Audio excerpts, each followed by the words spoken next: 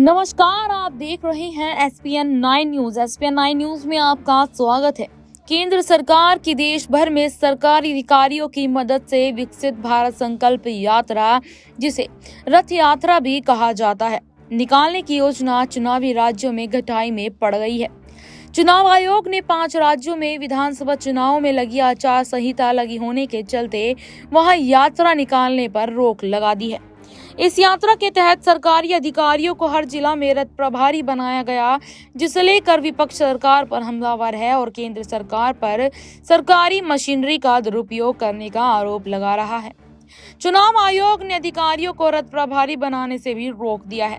गौरतलब है कि बीते हफ्ते सरकार ने सभी केंद्रीय मंत्रियों को शीर्ष अधिकारियों के नाम देने को कहा था, जिन्हें आगामी विकसित भारत संकल्प यात्रा में अलग अलग जिलों में रथ प्रभारी बनाया गया। हालांकि सरकार के इस आदेश पर कई अधिकारियों ने नाराजगी जाहिर की थी। पूर्व नौकरशाहों ने तो इस आदेश के खिलाफ राष्ट्रपति द्रौपदी मुर्मू को चिट्ठी भी लिखी थी।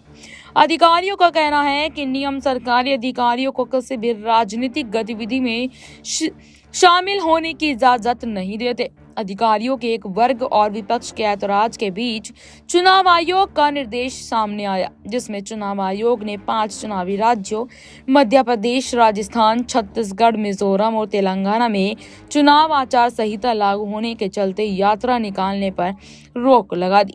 चुनाव आयोग ने कैबिनेट सचिव को कहा है कि चुनाव के चलते आयोग ने बताई गई गतिविधियों को उन राज्यों में नहीं लागू करने को कहा जहां 5 दिसंबर 2023 तक चुनाव आचार संहिता लागू है। चुनाव आयोग का यह निर्देश ऐसे वक्त पर आया जब कांग्रेस अध्यक्ष मल्लिकार्जुन खड़गे ने भी प्रधानमंत्री नरेंद्र मोदी को पत्र लिखकर सरकारी अधिकारियों को रथ प्रभारी बनाने पर कड़ी आपत्ति जताई। मल्लिकार्जुन खड़गे ने पत्र में लिखा कि यह सेंट्रल सिविल सर्विसेज रूल्स 1964 का साफ उल्लंघन है, जो कहता है कि कोई भी सरकारी कर्मचारी किसी राजनीतिक गतिविधि में हिस्सा नहीं लेंगे। अब यहाँ पर यह देखना है कि आखिरकार जो चुनाव आयोग है वो 5 राज्यों के चुनाव को लेकर क्या फैसला सुनाते हैं। तो फिलहाल के लिए इतना ही, फिर आपसे मुलाकात होगी किसी दूसरे मुद्दे पर।